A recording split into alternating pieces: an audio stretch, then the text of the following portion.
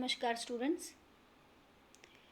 BA second year experimental psychology में आज जो हम टॉपिक पढ़ रहे हैं वह है perceptual constancy, shape and brightness constancy, प्रत्यक्षीकरण में स्थैर्य, रूप एवं चमक, स्थिरता। विद्यार्थियों, आपने पिछले अध्याय में प्रत्यक्षीकरण में स्थैर्य और इसके प्रकार का अध्ययन किया, जिसके अंतर्गत हमने पढ़ा था कि प्रत्यक्षीकरण में स्थैर्य मुख्यतः 3 प्रकार का है। पहला साइज कॉन्स्टेंसी या आकार स्थिरता, दूसरा शेप कॉन्स्टेंसी या रूप स्थिरता और तीसरा था ब्राइटनेस या चमक स्थिरता। आप साइज कॉन्स्टेंसी या आकार स्थिरता का अध्ययन कर चुके हैं, जिसमें मैंने आपको बताया था कि जो हमारे एनवायरनमेंट में हमें स्टिमुलस या ऑब्जेक्ट्स, उद्दीपक या वस्तुएं दिखाई देती है, उनका हमारे जो रेटिना पर इमेज बनता है या अक्षिपटलीय जो प्रतिबिंब होता है वह दूरी के कारण छोटा या बड़ा होता है। अगर ऑब्जेक्ट दूर होगा तो उसकी इमेज छोटी बनेगी, अगर ऑब्जेक्ट नज़दीक होगा तो उसकी इमेज बड़ी बनेगी। ये जो इमेज फॉर्मेशन है, जो अक्षिपटलीय प्रतिबिंब बनता है, वह छोटा बड़ा होने के बावजूद हमें वह जो ऑब्जेक्ट होता है वह उसी वास्तविक जो उसकी साइज़ होती है उसी में हमें दिखाई देता है। तो जो दूरी के कारण इमेज फॉर्मेशन हुआ हमारे रेटिना पर, वह डिफरेंट होने के बाद भी हमें उसकी जो साइज़ होती है वह जो रियल साइज़ है वही परसीव होती है। रूप स्थिरता या शेप कॉन्स्टेंसी।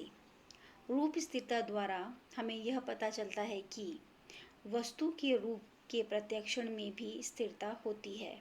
जैसे हमने देखा कि जो साइज़ है ऑब्जेक्ट की उसमें भी स्थिरता होती है, उसी प्रकार जो उसका रूप या शेप है उसमें भी स्थिरता पाई जाती है जब हम किसी ऑब्जेक्ट का प्रत्यक्षीकरण या परसेप्शन करते हैं। भिन्न भिन्न परिस्थितियों में यदि एक ही वस्तु को भिन्न भिन्न कोणों से हम देखते हैं तो इससे उत्पन्न अक्षिपटलीय प्रतिबिंब में परिवर्तन आता रहता है।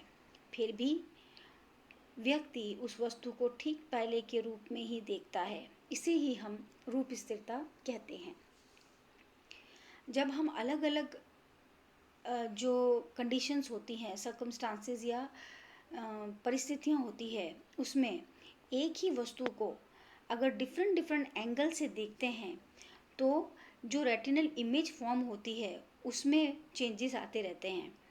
फिर भी जब हम उस वस्तु को या उस ऑब्जेक्ट को देखते हैं या परसीव करते हैं तो हम उसके उसी शेप में उसको परसीव करते हैं, इसे ही हम शेप कॉन्स्टेंसी कहते हैं। जैसे जब कभी आप किसी चेयर को या कुर्सी को दूर से देखते हैं तो आपको उसके सिर्फ 2 ही जो लेग्स होते हैं या 2 ही जो उसके पैर होते हैं वो दिखाई देते हैं, जबकि उसमें 4 लेग्स होते हैं। तो इसे ही हम शेप कॉन्स्टेंसी कहते हैं। ब्राइटनेस कॉन्स्टेंसी या चमक स्थिरता। प्रत्यक्षण में चमक स्थिरता भी पाई जाती है। जैसे शेप कॉन्स्टेंसी और साइज कॉन्स्टेंसी है, उसी प्रकार चमक में भी स्थिरता होती है जब हम प्रत्यक्षीकरण करते हैं। उदाहरण के लिए यदि हमारी कार का रंग काला है तो इस काले रंग की कार को अधिक प्रकाश में ही क्यों ना देखा जाए, कार काली ही दिखाई देगी। तो अगर हमारी कोई कार है, उसे आप किसी भी लाइट में लेके जाइए, अगर उसका कलर ब्लैक है तो वो आपको ब्लैक ही दिखाई देगा, जबकि जब आप उसे दूसरी रोशनी में परसीव करते हैं तो कई बार उसके कलर में चेंजेस आ जाते हैं क्योंकि उसमें रिफ्लेक्शन पड़ता है। पर ब्राइटनेस कॉन्स्टेंसी या चमक स्थिरता के कारण हम उसे उसी कलर में परसीव करते हैं। वॉलेच 1963 ने अपने अध्ययनों के आधार पर यह निष्कर्ष निकाला कि चमक पूर्ण रूप से नहीं होती है, इसका कारण है कि आसपास के वातावरण की चमक भी अपना प्रभाव उद्दीपक की चमक पर डालती है। तो जो वॉलेज है उन्होंने अध्ययन किया और अपने अध्ययनों के आधार पर ये कंक्लूजन निकाला कि जो चमक है किसी भी ऑब्जेक्ट की वो पूर्ण रूप से उसकी नहीं होती। जो आसपास के या जो आपके एनवायरनमेंट में और भी चमकीली वस्तुएं हैं वह भी उस पर अपना प्रभाव डालती है।